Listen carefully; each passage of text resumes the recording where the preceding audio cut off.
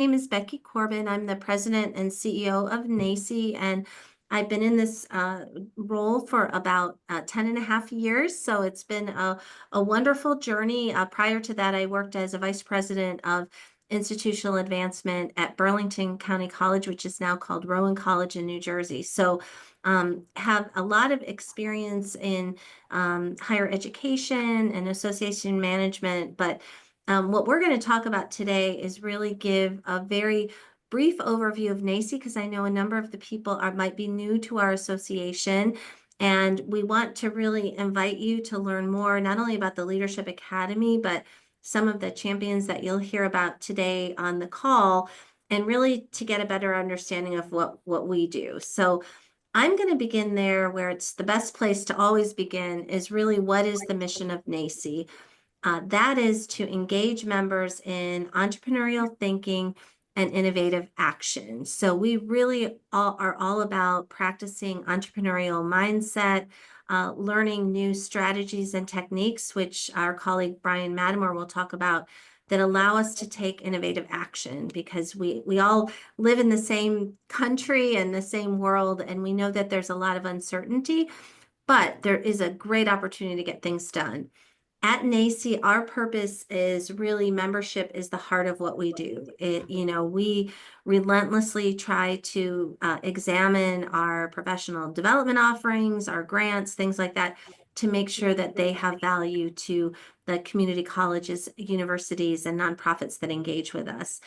And our vision broadly is really uplifting communities by elevating prosperity. And so it doesn't matter if you are in the classroom, on campus, or in the community, NACCE is really there as a resource for you.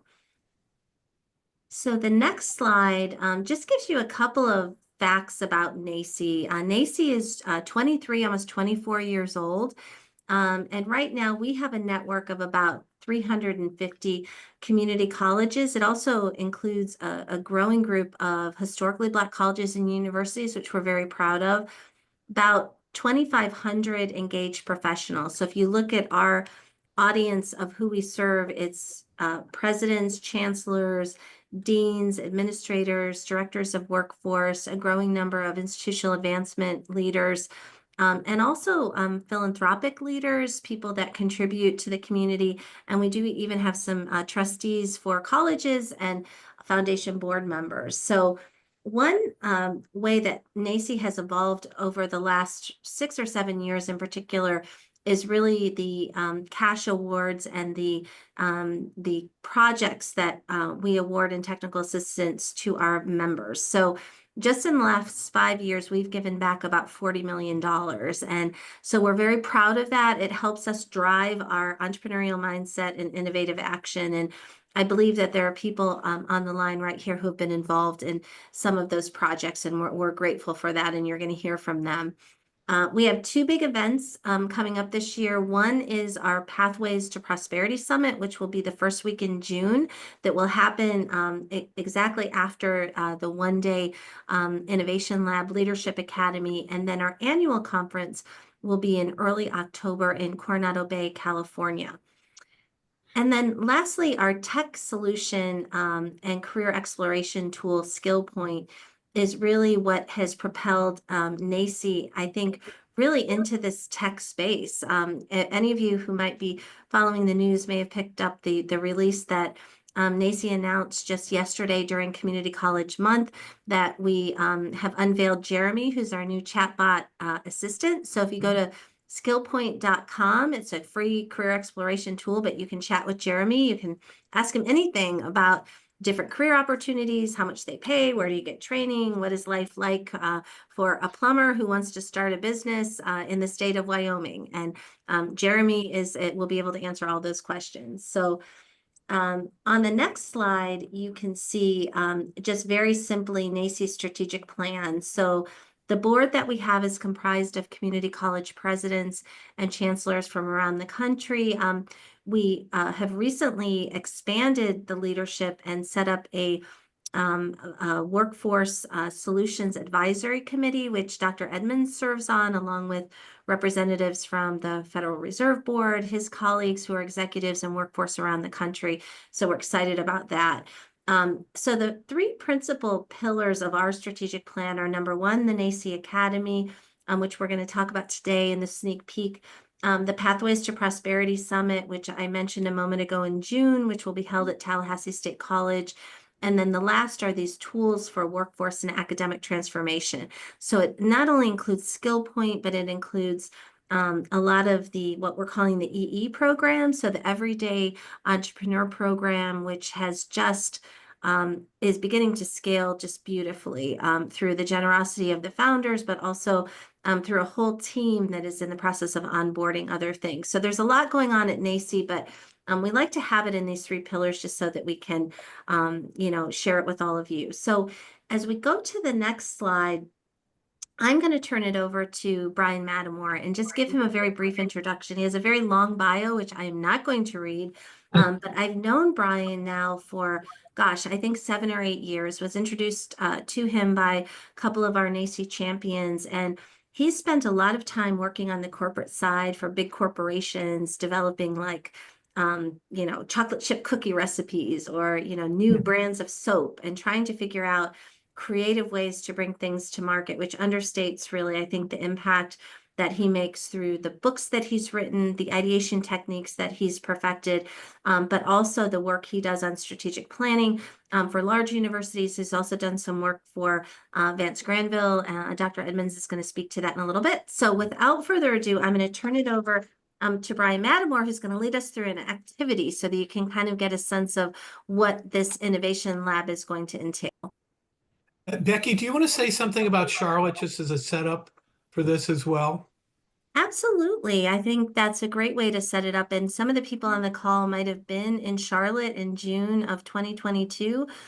We did a Joy of Discovery journey. So we had 15 colleges, including Vance Granville Community College, including a number of colleges around the country who brought 3 members of their team out. It typically was the president, it was someone on the fundraising side, and someone in workforce. So we administered a survey in advance of the gathering, which we are going to do with the Innovation Lab, and asked them about their colleges. What are some of the challenges that they're struggling with? If they had resources, what would those resources be? And so our team internally analyzed that data. And then when we brought together the team of 15, which is 45 people, in the course of about a day and a half, we learned a lot of techniques that Bryan will speak about, but it was really the impetus for starting the Entrepreneurial College of the Future program. Some of you on the call have been really leaders in that. And so even the time that we're in today, it's really thinking about what are the jobs of the future? How not only can we navigate the challenges of today, but how can we take advantages of the opportunity for tomorrow? So it was really such a successful endeavor that the team got back together and said, we really want to formalize this into a leadership academy, which kind of brings us here today. So does that give you, Bryan, a little bit of the background? Yeah, fantastic. Thank you. So welcome everybody. Yeah, forgive me, but I've come from the world of corporate America primarily, but it's been wonderful for me to be working somewhat tangentially with NACCE, but other colleges and universities really over the last 7 years to share all the things we've learned in our ideation and innovation processes and my 25-year-old innovation agency to help companies come up with ideas. And it's really important that the viewers and listeners know that these are not just idea for the obvious things like new products or advertising campaigns or social media campaigns, but really using the methodologies, some of which I'm going to share with you shortly, for any kind of challenge you might have. So it could be, logistics or supply chain, if I'm talking in the corporate world here. But in education, it could be, our student enrollment numbers are down. And so we got to get more students to enroll. Or, we want to build that new building, but we don't have the money for it. Or whatever challenge it is that might be faced, these processes that we shared in Charlotte and that have been part of my work are applicable. And I also want to say too that when Becky introduced this about sort of the thinking and innovation side of it, but also the importance of action, That's absolutely critical. So these techniques and approaches and mindsets and principles and processes that we've learned from, 30 days of working, 30 years of working with corporate America are not only for getting the initial idea, but frankly, innovating that idea. And what does that mean? That means, you can have a brilliant idea, but to innovate that thing successfully, you might have to solve dozens, if not hundreds, of other challenges along the way to make that idea reality. And so these processes are not only for the first eureka moment, but also the dozens and if not hundreds of creative challenges that have to be addressed as you innovate that idea, or if you will, bring it to market or to manifestation. So that's kind of the setup here. And and I will just say in Charlotte, it was really fun because as always, we don't do, come up with 100 uses for a brick. Unless you're in the construction industry, who cares? This was all about real world stuff and solving real world challenges or addressing real world challenges. And part of my work in the books I've written have been which techniques might potentially, and you never know, but might work best around a particular kind of challenge. So if you had a recruitment challenge, you might use a directed wish technique, where if you're trying to raise money, you might use a semantic intuition technique or whatever it is. The notion is you're using different techniques for different kinds of challenges. And that'll be part of what we share in an ongoing way with the NACCE Leadership Academy. So I just thought it would be useful because people are saying, well, what are you talking about with these techniques? We do brainstorming. What else do you want from me? Well, of course, brainstorming, you can see it on the left there, improved brainstorming. I mean, that's a technique that is actually a technique. It was invented in the late 1930s by an advertising executive. And the two rules were, withhold judgment, right? And come up with a lot of ideas to get some good ones. Research in the 70 plus years that it was, quote, invented has shown that it's not that effective. And it's okay, and it was great for its time, but not that great.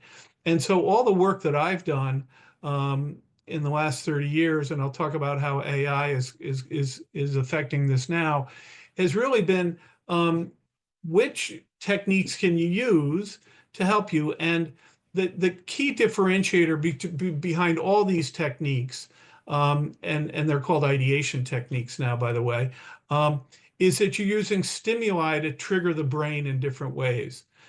And that's what makes this distinct from and different than, quote, brainstorming. And so you'll see I've listed 25 of some of the techniques we use in our work. There are more than these. And also there are two elements to this that you also have to consider is how you customize those techniques with specific stimuli for a particular challenge, number one. And number two is how AI can assist you in even supercharging some of these techniques. And that's what I'm going to show with you today. I picked one of these techniques. This is a great technique. It's called the problem redefinition technique. You'll see that there, the sort of four categories of techniques we've identified are questioning techniques, visual techniques, metaphorical or principle transfer techniques, which is the preferred modality of inventors throughout history, and then fantasy techniques, which begins to get into the world of a little bit into advanced brainstorming. So that's the territory here. So we can I'm laughing because the example I use on my TEDx talk, I got this call from Catholic Knights Life Insurance. And they said, how do we sell more insurance to Catholics? And I'm like, what are you talking about? We get all these strange calls. We get these calls that are challenging, right? Because, if they could figure it out without us, they wouldn't call us. And so we used a lot of different processes with them and the problem redefinition technique. And this is what I talk about on my TEDx talk. You can look at that talk and it'll give you more detail on how we specifically applied this technique to help this company sell more life insurance to Catholics. But I wanted you to experience a technique and see how powerful these things could be. So we can go to the next slide, and I want us to work through the problem redefinition technique. Again, this is just one of many, many, many, but it's fun and it's powerful. And so I thought that made sense to share with you guys. So I don't know if you can advance that slide, Lydia, or not, uh, to the next one. I can start talking to it even if the slide is not up there. The way the problem redefinition technique works is that you have a problem statement, okay? And so the statement that I took is, how, I want to get it specifically right here. How can I effectively promote our micro certification program to students?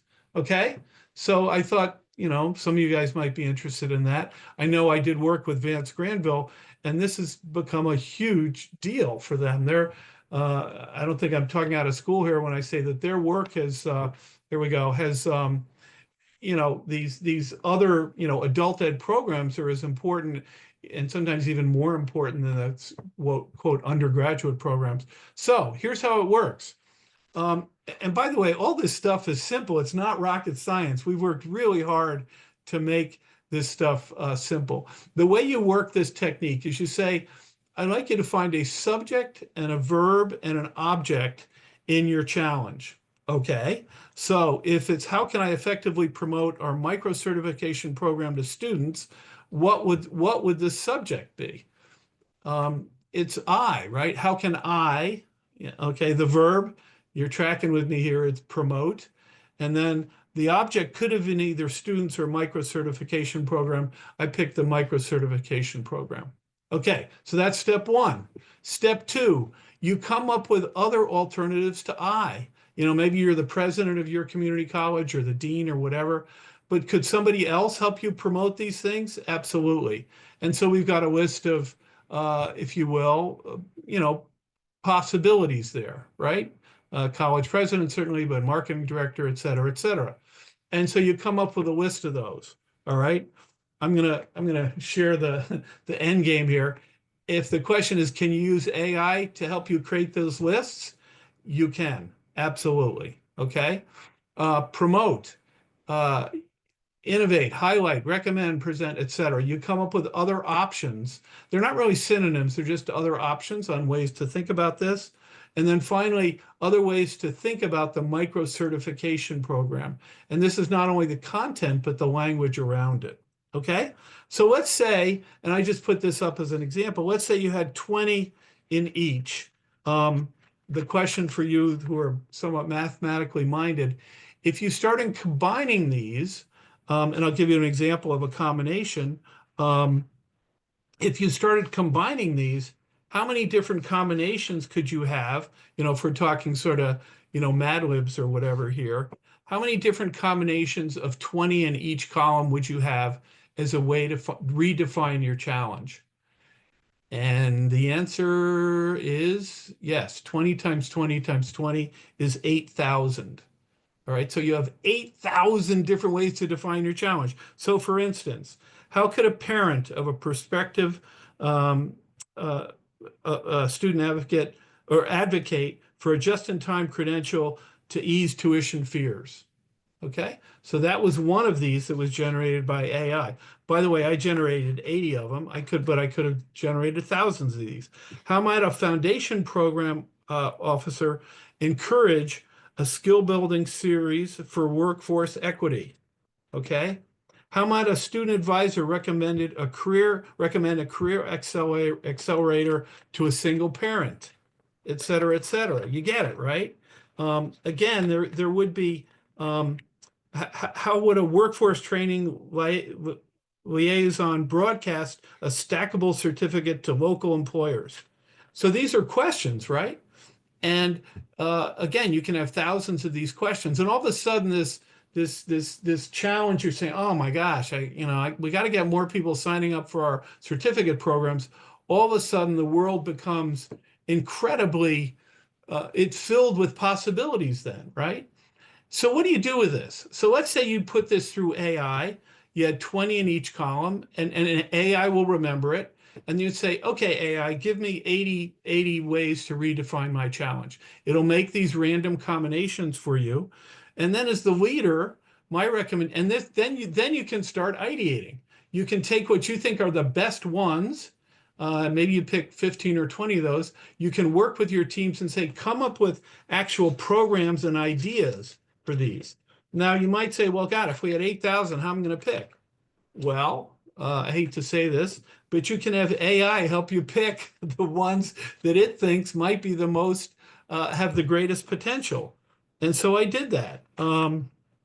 One of the ones, and I'm picking this one specifically because it was kind of fun when I ran it.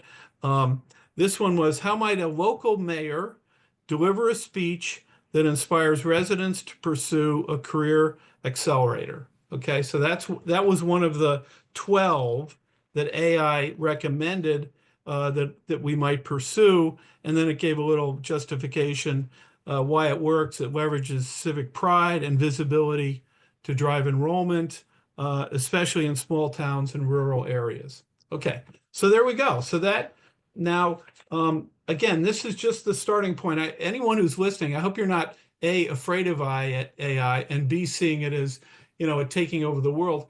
Its highest use to me is as a brainstorming partner and an ideation trigger for your teams. And so you need two things. You need to know what these techniques are, and that's the work we'll be doing with the Leadership Academy, number one. But number two, how to use AI to supercharge these things, right? You need those two kind of skill sets.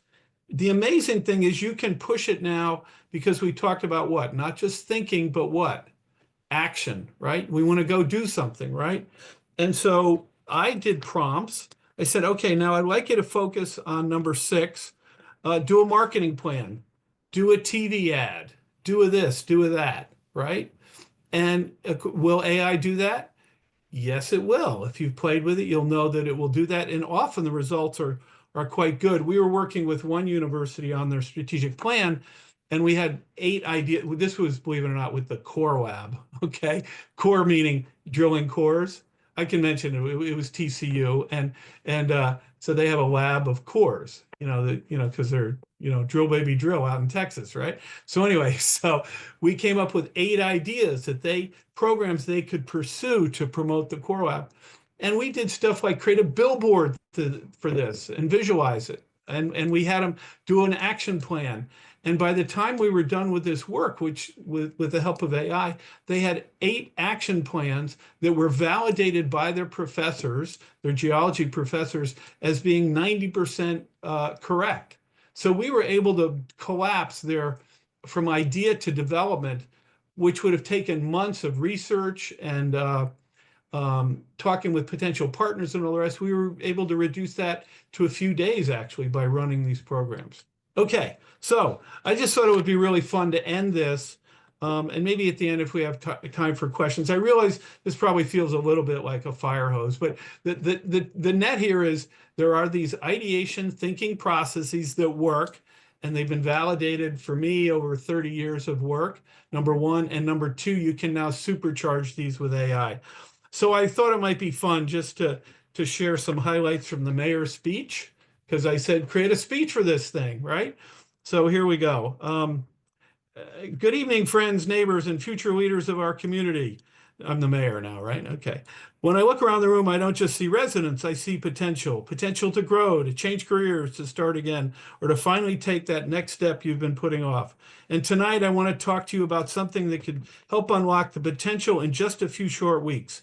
Career accelerator programs that are own, put in your community college, the name. These are short-term, affordable training programs, often just a few weeks long, that teach real-world skills in high-demand fields: healthcare, technology, welding, business, logistics, you name it. You don't need a 4-year degree. You don't need to quit your job. You just need the desire to grow and a few hours a week to invest in yourself. Because when you earn one of these micro-credentials, you're not just learning, you're leveling up. And then I'll share this final thing here. I've cut out some of this.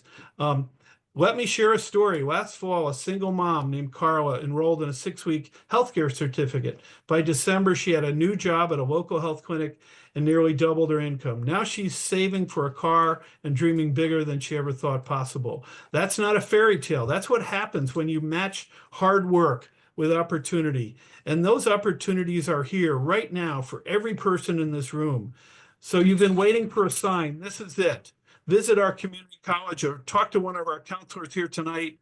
Ask about scholarships, about flexible schedule, about what's possible, because your future isn't someday, it's 6 weeks from now. Let's build that future together. Thank you, and let's get to work.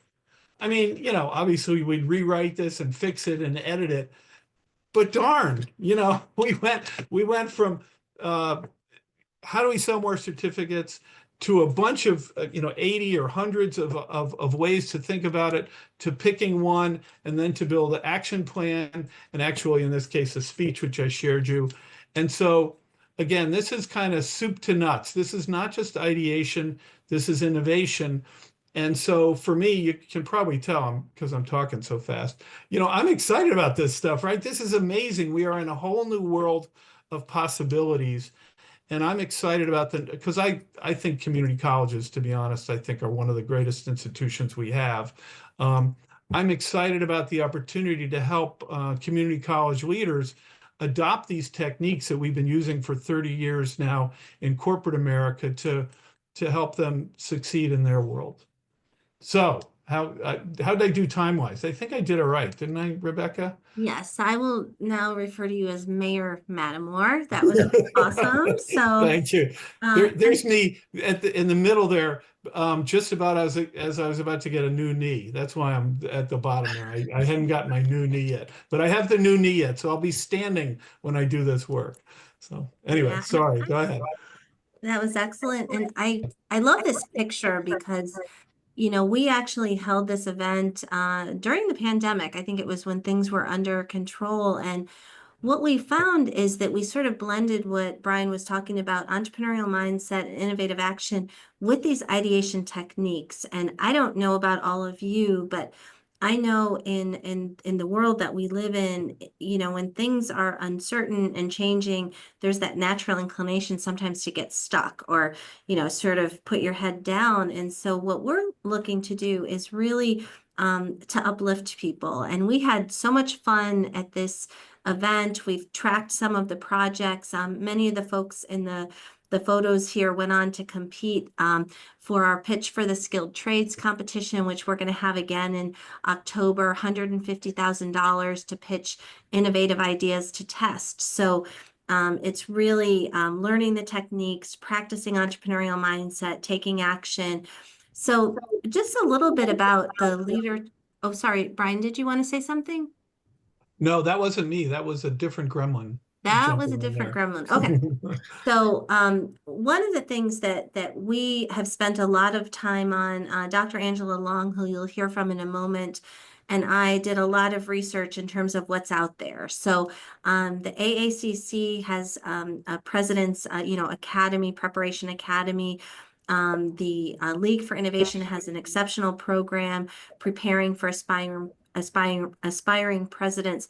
This is not that. What this is it's designed to be really a team approach. So ideally for Leadership Academy, we would like to have a couple of people from the institution attend with a challenge that they want to kind of work through along with other college leaders in different positions around the country, and really think about this as an approach to team learning and engagement. Because I think where do we grow the most? It's when we step outside of our comfort zones, right? Scary, get in front of a crowd and do a mayor's speech or sing a song or play an instrument. And I think from what I can see, I just got back from the AACC convention in Nashville late last night, and I think the time is now to practice these things. We've got immense opportunity to create things. So, Lydia, if you go to the next slide, I want to sort of introduce this, my colleague and very good, very dear friend, Dr. Angela Long, whom I've known we were walking down memory lane the other day in Nashville for many years.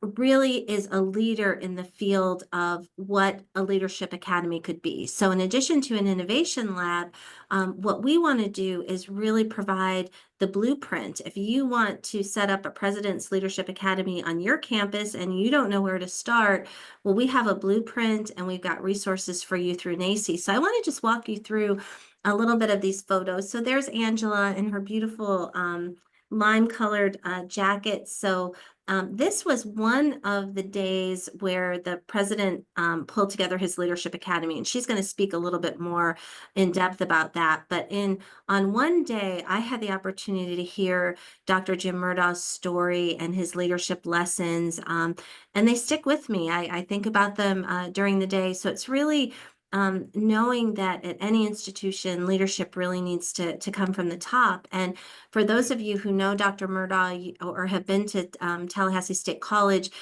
you'll maybe recall the history of the Florida Public Safety Institute. So Dr. Murdaugh is one of the few presidents around the country that came up through the ranks through law enforcement. So he's got a unique perspective. I had a chance to introduce him in Nashville to another president who came up through the dental route. So Dr. Quinton Bullock, that many of you may know out in Pittsburgh, had a different perspective. But I mentioned that to say that this kind of a framework and this kind of leadership and what you're going to learn through the Innovation Lab can work whether you're at a small rural college or you're at a large institution. So with that, I am going to turn it over to Dr. Long, who's going to talk a little bit more about TSC and their President's Leadership Academy and really why that works in their institution and the generosity that they're willing to share with all of us. Well, I just want to say thank you, Dr. Corbin. You are truly a remarkable leader, and I'm just so honored I get to work with you and the whole team. And I want to thank Lydia for helping organize. NACCE is just amazing. We've been partnering with them for years, and as she said, we've worked together. She was part of a team, actually a co-editor that put together a book called Community Colleges as Incubators of Innovation. So if you haven't read that book, it's an excellent book, and she is an author of that book. And I've been very honored to work with her. I just got back from AACC convention as well. Been traveling nonstop. Maybe some of you were there. One of the conversations on the commission that I serve on is how do we develop leadership internally? We're facing this almost crisis of preparing this next generation of leaders into the community college spectrum. Bryan, I appreciate everything you just talked about because AI is another area that I have great interest in thinking about what is the future of work and what is the future of learning? What does this mean for us? And so with that, this is an area that my president, I absolutely am so grateful I get to work at Tallahassee State College. My official title, I think I have a great title, one of the best jobs on campus. I'm the Chief Engagement Officer. Part of my role is to work directly with President Murdaugh, Jim Murdaugh. And again, as Dr. Corbin mentioned, his background is law enforcement, but he has a true heart of service to say, how do I prepare this next generation of leaders here at this institution? And so I came on board here from the chancellor's office at the State Department of Education in the Florida college system, was recruited over. And my then boss became president of Miami-Dade College, Madeline Pumariega. Jim Murdaugh called me in and he said, Angela, I'd like to talk to you. So we had a conversation. I ended up working directly for him after that.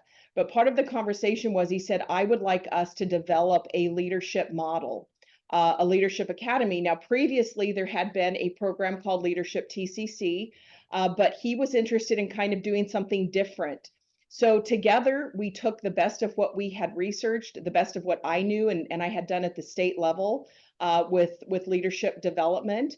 And we developed this President's Leadership Institute. I had seen other presidents in Florida do a similar model, but what was unique about this, I'm going to share with you.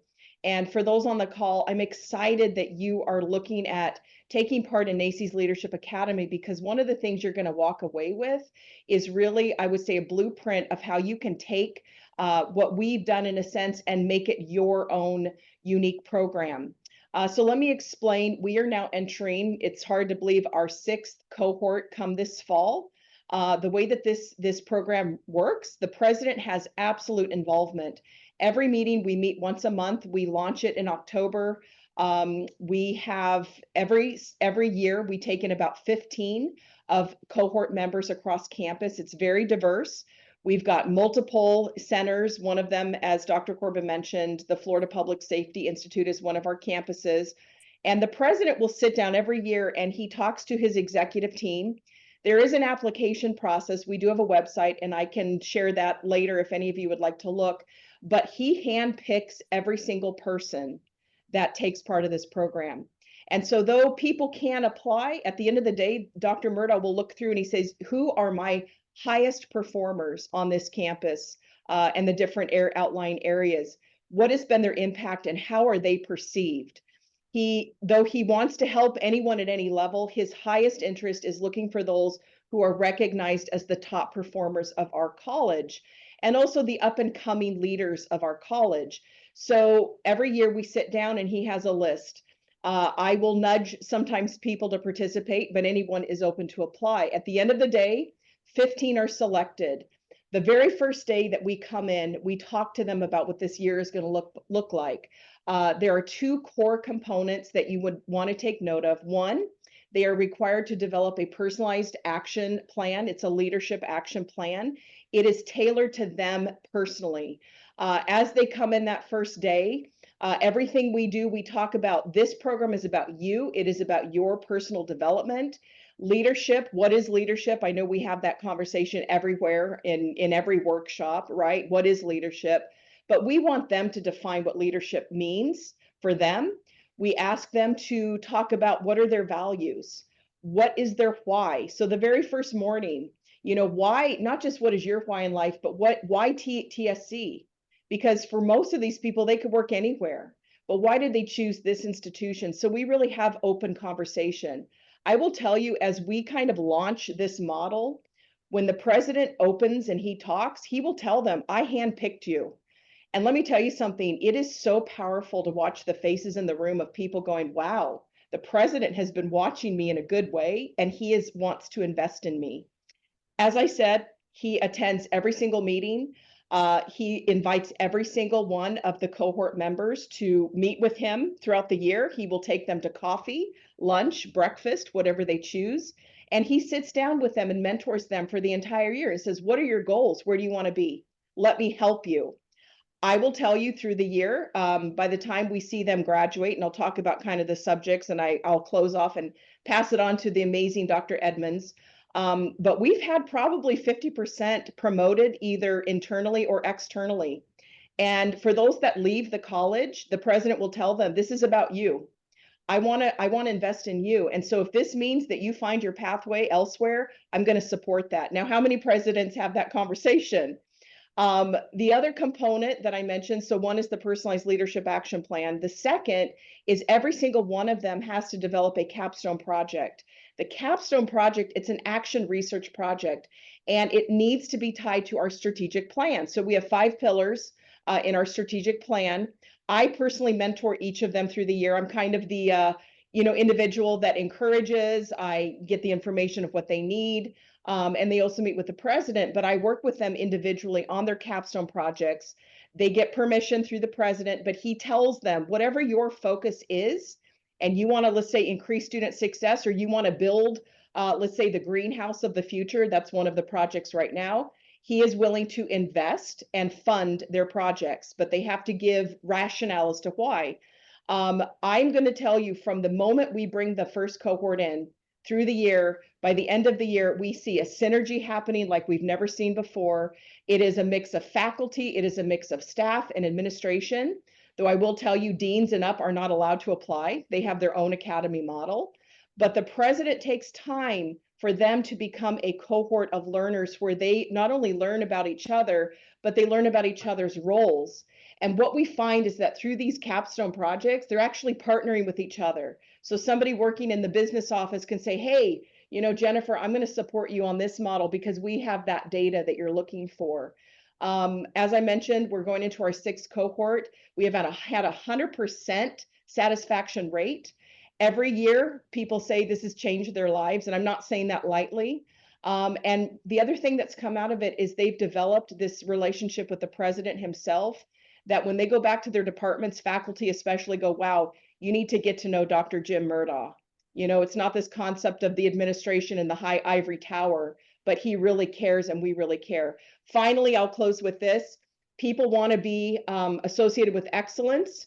So, of course, we talk about your core subject matter in leadership. What does it mean to be an AACC competent community college leadership? That is part of it. But what I'll tell you is with every single meeting, and Dr. Corbin can testify to this, I put out flowers. They have name cards. We move them around. We feed them the finest food. I don't overspend. I'm very conscious of my budget, but I want them to feel when they come every single meeting every month that they are special, they are important, and they matter to us. And how we set that room and that space is part of that message. So we're looking in about 2 weeks, we're going to do our final graduation with this 5th cohort, and they will get on stage before the entire college. They have 5 minutes and 3 slides to share their capstone outcomes. And through that, we celebrate them. But it has been an amazing experience. So listen, I look forward to sharing with all of you more in depth of what we have done here. It has transformed the culture of our campus, and people stay because they love each other and we've become family. So I'm happy to share with you more about that model. And I thank you, Dr. Corbin, for giving me an opportunity to do so. So with that, I'm going to turn it over to Dr. Edmonds, a very good friend, and he's going to talk about building a culture of innovation. Well, thank you so much, Dr. Long, and I am just honored to participate in this WebEx and webinar, and also to just be affiliated with all of you.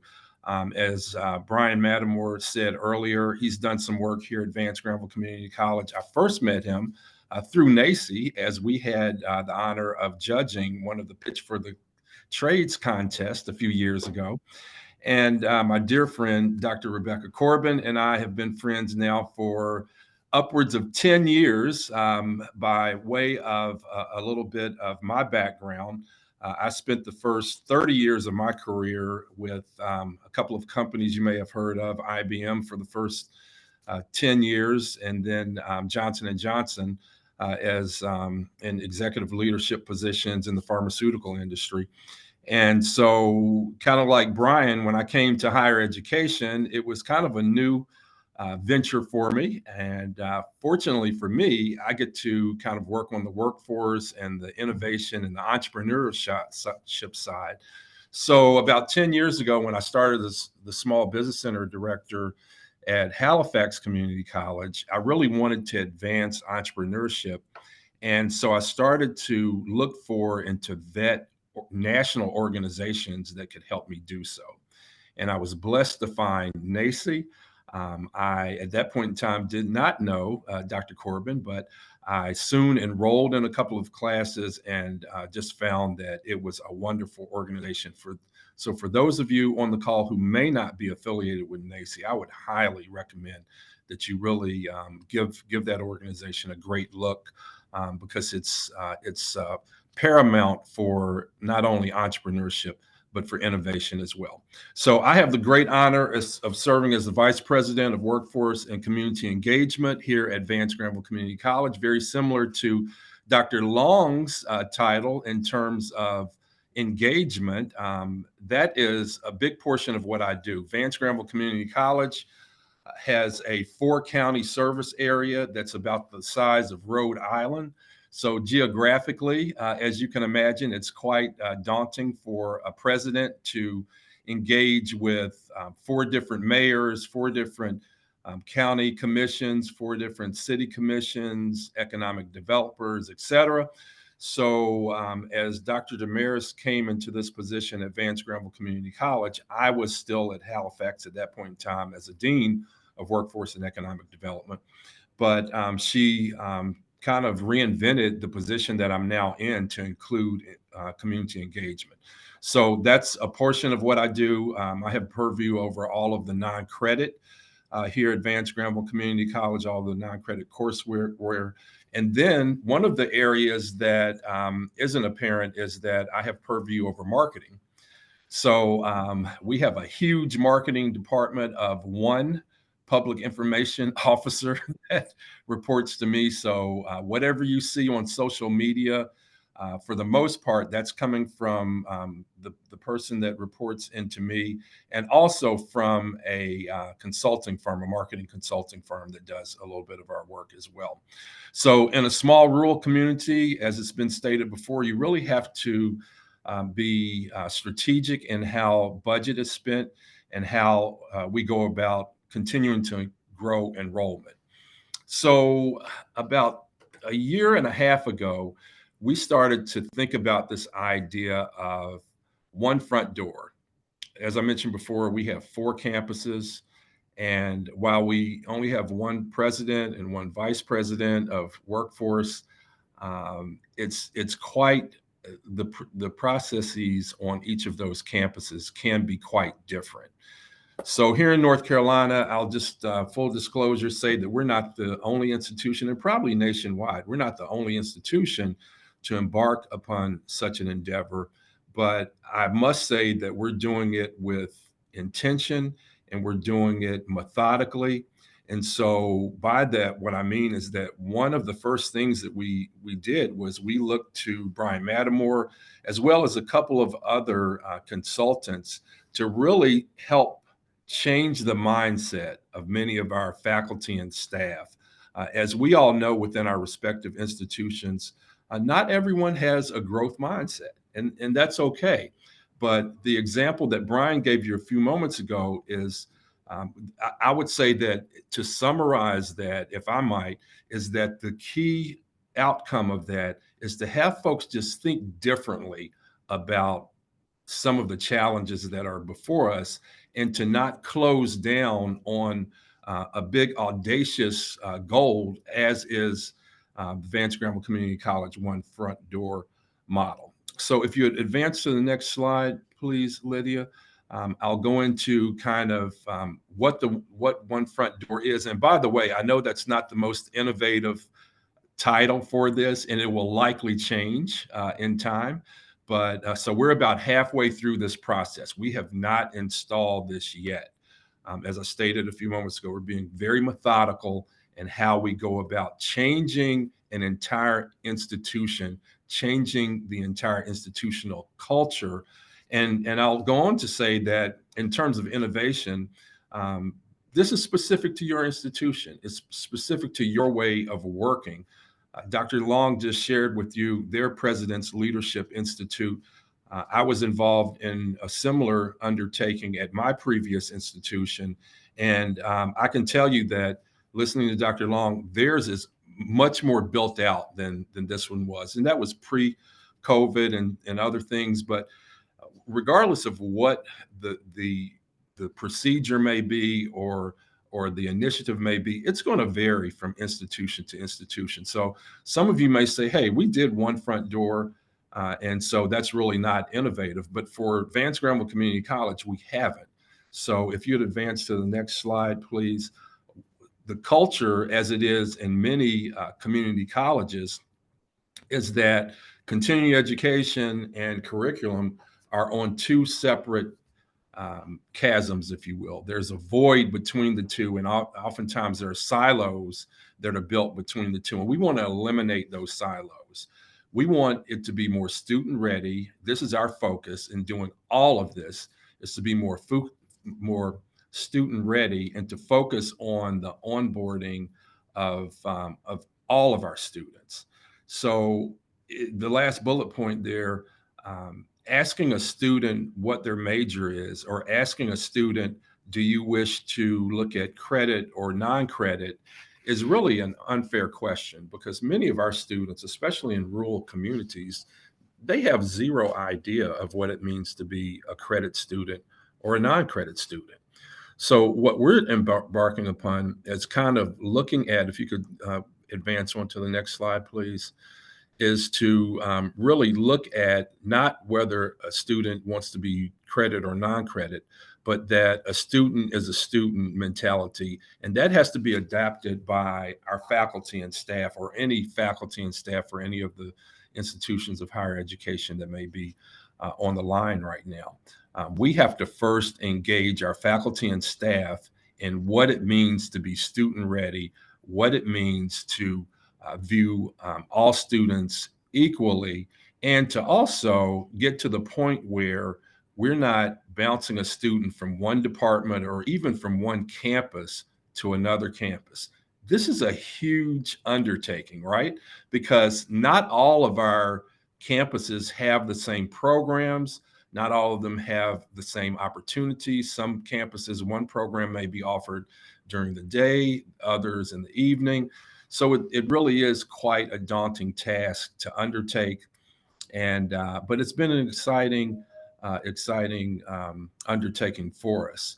So what we're trying to do in essence is to simplify the enrollment process. And in doing so, we feel like that will build a better student experience. Next slide, please. And that will allow that student to really engage fully with the college. So these are a couple of things. I'll just focus on two or three of what you see before you. So we're proud that we've increased our credit, our CE to CU articulated classes to over 48 classes, where if you start on the non-credit side, if a student starts on the non-credit side, that class can then count towards prior learning for an associate's degree, if you will. CE orientation, not only for the student, but also for the adjunct instructor. What we find is, for example, we use our CDL program as one of our hallmark programs, but it's a 9-week program. And oftentimes when our adjunct instructors come in, they don't know really all of the procedures of our community college. So we're really leaning into new student orientation, not only for the faculty and not only for the student, but also for the faculty as well. And then career laddering is extremely important. Again, that's showing the student, and we do this through Skill Point, which you've heard about earlier, which is one of NACCE's products now. We do that by showing the student, these are some based on how you did within this survey, how you answered a survey. It's saying that although you think you may want to focus on one area, what your survey answers show is that you may want to think about this area. And in doing so, we can then show them what the demand for that particular career is. We can show them what the once they graduate, what the salary ranges are for that career and things of that nature. So this is kind of one of the things that we're doing is an inventory of the work.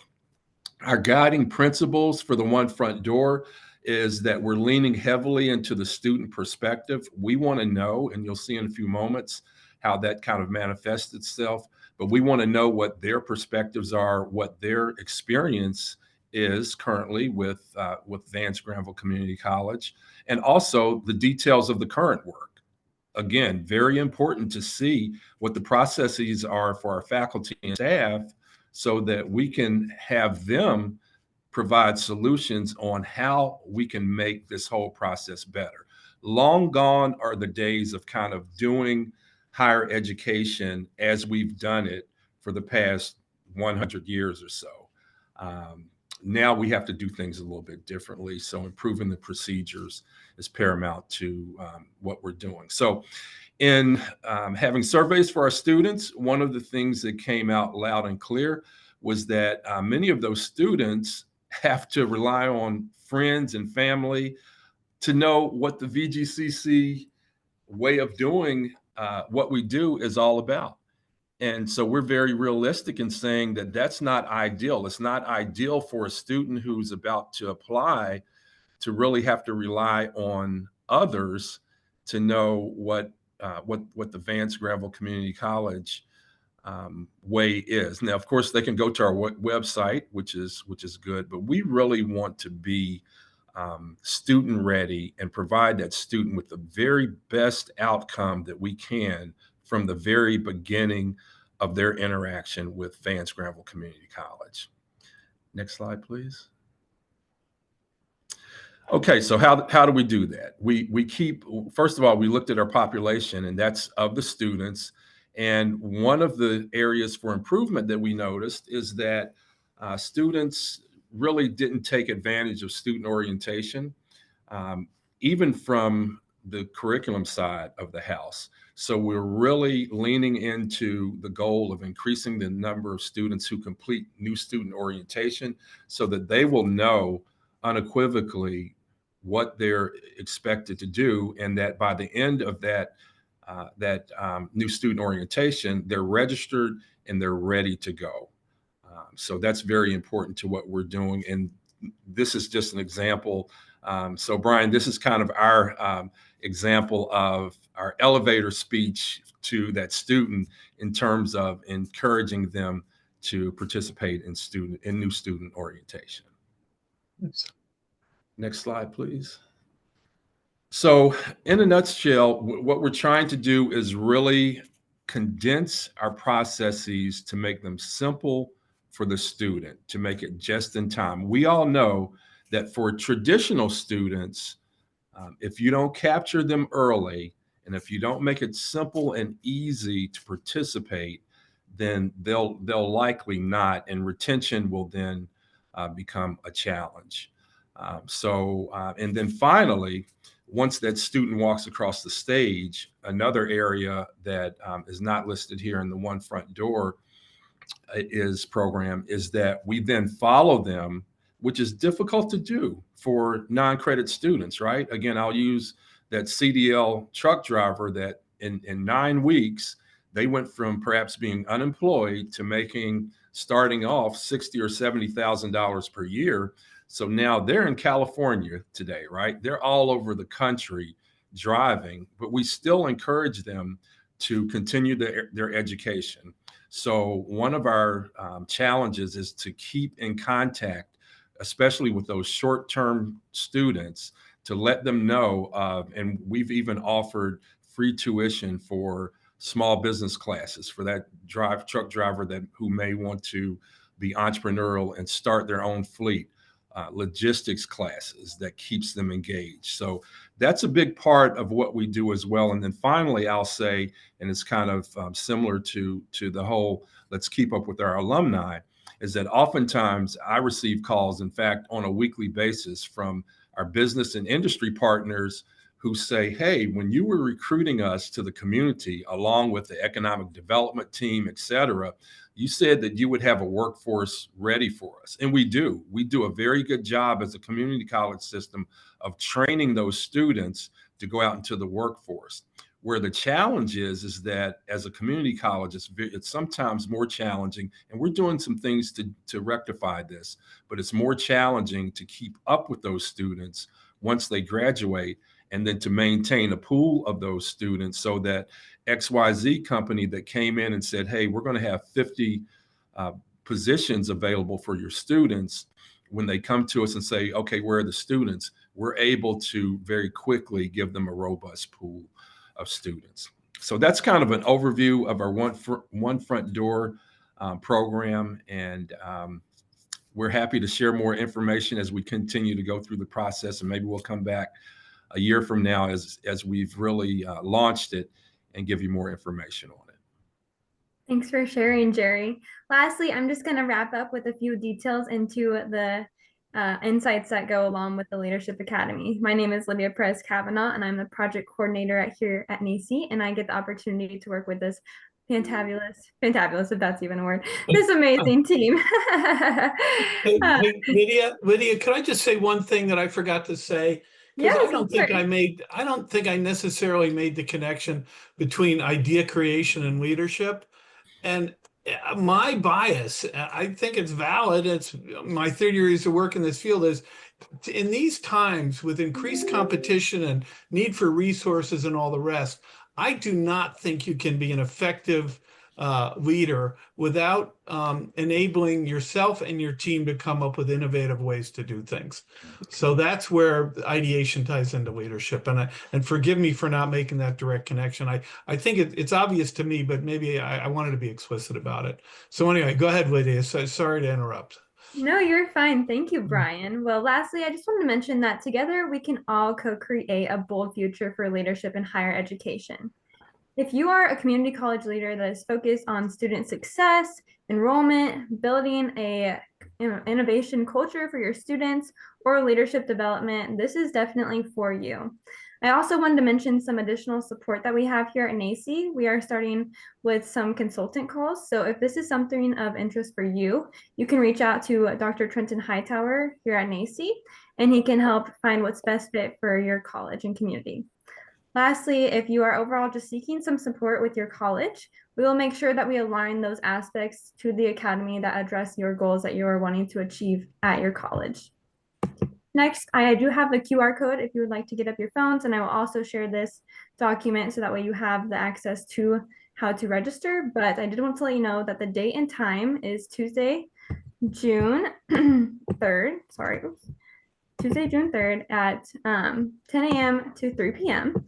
It's located at Tallahassee State College. And as mentioned before, this will be an interactive workshop and it's limited to 50 participants. So just make sure to get registered quickly. The price is $3.99 for our members and $4.99 for any non-members. I'll go ahead and give it back to you, Becky, for any last minute. Yeah, I just wanted to thank everyone.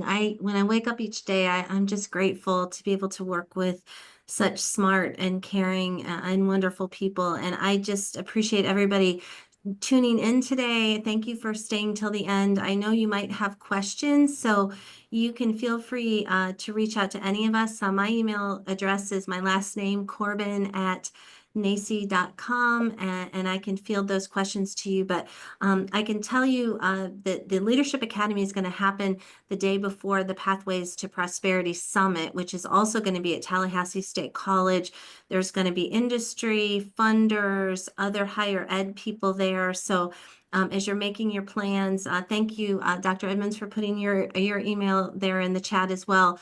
But this is the beginning of a journey. And so we just invite you to keep the conversation going. We hope to see you in Tallahassee in early June. And thank you, Lydia, for doing such a fantastic job coordinating this effort. So we'll wish everyone a good day and share out the recording. And please stay in touch with us. We look forward to seeing you in the future. Awesome. Thank you. Thank you.